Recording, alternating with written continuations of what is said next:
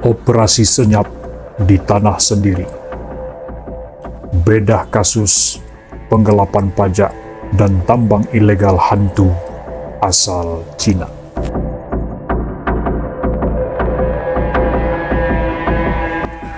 Assalamualaikum warahmatullahi wabarakatuh.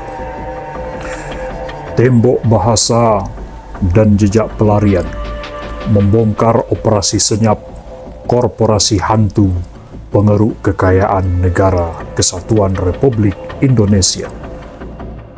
Jakarta.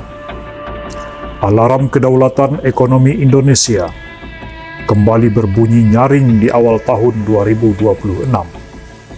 Bukan akibat guncangan resesi global, melainkan karena terungkapnya rangkaian operasi senyap entitas bisnis asing yang menggerogoti kekayaan negara dari dalam. Pemerintah kini menghadapi realitas pahit dari varian kejahatan ekonomi gaya baru yang dilakukan oleh sejumlah oknum perusahaan asal Cina. Kasus ini melampaui sekedar pelanggaran administrasi perpajakan. Ini adalah operasi terstruktur yang memanfaatkan celah regulasi, lemahnya pengawasan di lapangan, dan yang paling krusial, penggunaan tembok bahasa untuk menciptakan area kedap hukum. Modus ini memungkinkan mereka mengeruk sumber daya alam dan pasar domestik tanpa menyentuh kewajiban, mengakibatkan kebocoran kas negara yang diestimasi mencapai triliunan rupiah. Sementara para pelakunya seringkali berhasil menguap sebelum hukum ditegakkan. Operasi baja hantu. Transaksi tunai di bawah radar. Tabir skandal terkini tersibak pada Januari 2026 ketika Menteri Keuangan Purbaya Yudi Sadewa membongkar praktik perusahaan baja asal Cina yang beroperasi dengan modus sangat licin di tanah air. Perusahaan ini dijuluki perusahaan hantu karena meski pabriknya beroperasi dan produknya membanjiri pasar, secara administratif perpajakan mereka nyaris tak kasat mata.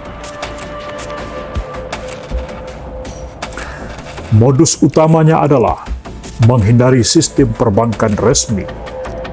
Perusahaan ini melakukan penjualan produk baja secara langsung ke klien dengan sistem pembayaran tunai, cash basis, atau transaksi bawah tangan dengan tidak masuknya uang ke dalam rekening perusahaan yang terdaftar resmi. Omset jumbo mereka hilang dari radar Direktorat Jenderal Pajak. Akibatnya fatal. Negara kehilangan potensi pendapatan dari pajak pertambahan nilai atau PPN, serta pajak penghasilan atau PPH. Badan investigasi juga mengindikasikan penggunaan identitas palsu shadow company, di mana warga lokal hanya dipinjam namanya sebagai pemilik di atas kertas, sementara kendali penuh dipegang oleh aktor asing. Estimasi awal mengejutkan. Dari satu perusahaan baja ini saja, potensi kerugian negara mencapai 4 triliun per tahun. Tembok bahasa sebagai benteng pertahanan. Menkeu menyoroti fakta krusial bahwa operasional strategis di perusahaan tersebut dijalankan oleh tenaga kerja asal Cina yang sama sekali tidak bisa berbahasa Indonesia. Dalam konteks kejahatan korporasi, ini adalah taktik isolasi yang disengaja. Tembok bahasa ini efektif membungkam potensi whistleblower, peniup fluid.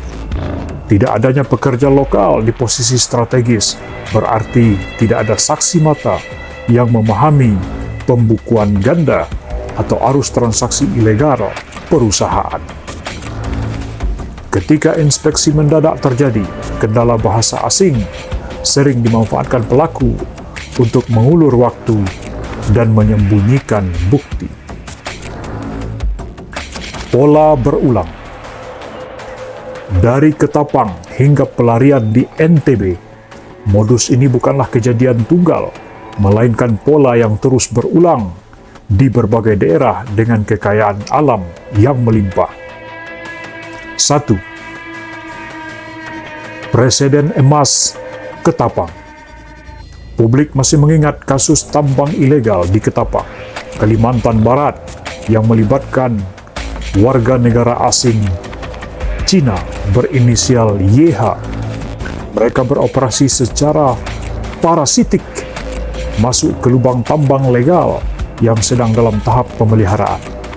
Mereka melakukan pemurnian dan membawa emas keluar dalam bentuk bulion secara ilegal. Total emas yang digasak mencapai 774 kg, hampir 1 ton, dengan kerugian negara ditaksir mencapai 1.000,2 triliun rupiah. 2. Jejak buram di Nusa Tenggara Barat mengeruk lalu kabur.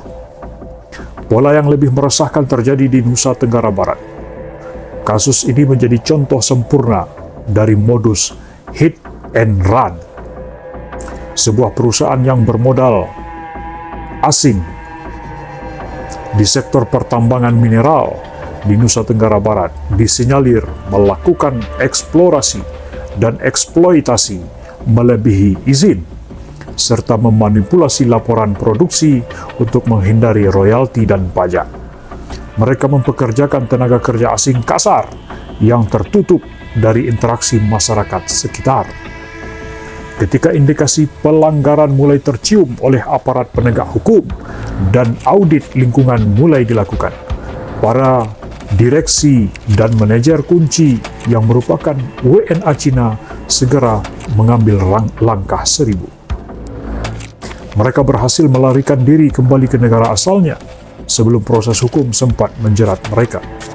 Yang tertinggal di NTB hanyalah kerusakan lingkungan, bekas galian tambang yang masif, hutang pajak yang tak terbayar, dan pekerja lokal level bawah yang kehilangan haknya.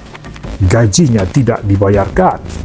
Negara tidak hanya rugi secara finansial, tetapi juga harus menanggung beban pemulihan lingkungan yang ditinggalkan begitu saja. Analisis.